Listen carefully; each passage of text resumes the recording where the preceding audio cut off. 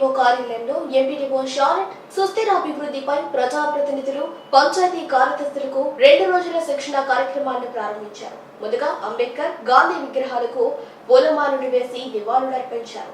అనంతరం శిక్షణ కార్యక్రమాన్ని నిర్వహించారు. పంచాయతీలను ప్రణాళికాబద్ధంగా అభివృద్ధి చేయాలని సూచించారు. ప్రజాప్రతినిధులు, అధికారుల సమన్వయంతో పంచాయతీలను అభివృద్ధి చేయాలని సూచించారు. ఈ కార్యక్రమంలో ఈఓపీఆర్డీ ప్రసాద్ తదితరులు పాల్గొన్నారు.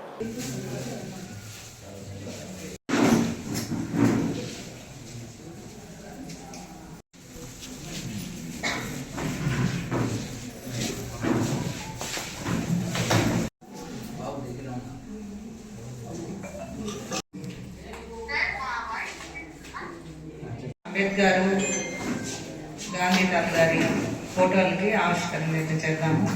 దయచేసి గౌరవ సర్పంచ్ అంటే అందరూ కూడా రావాల్సిందిగా కోరుతున్నాను. కేవలం సంతకం పెడితే వాళ్ళు అక్షరాస్యులు అయిపోరు.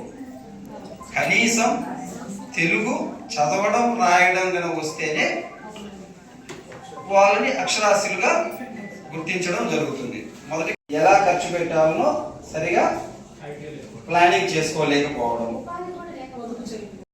తీర్చుకోలేని స్థితిని ఏమంటారు? పేదరికం. మరి కనీస అవసరాలు అంటే ఏంటి?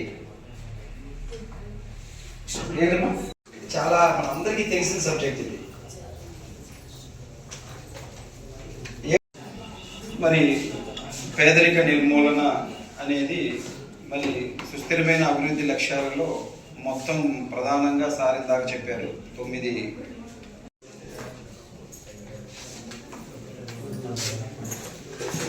థీమ్స్ అని చెప్పాను, రాష్ట్రం అని చెప్పని 9 రకాల థీమ్స్ వరకే అవి అమలుపరచండి అని చెప్పని 9 రకాల థీమ్స్. మనలో ఫస్ట్ వచ్చేసి ఆకలి లేని రాజ్యం,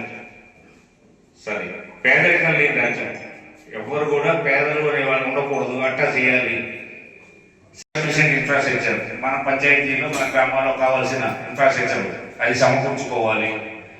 మనకి జిల్లా స్థాయిలో శిక్షణకు వెళ్ళొచ్చున్నారు మండల స్థాయి అధికారులు ప్లస్ ఆయా శాఖల సిబ్బంది మన పంచాయతీ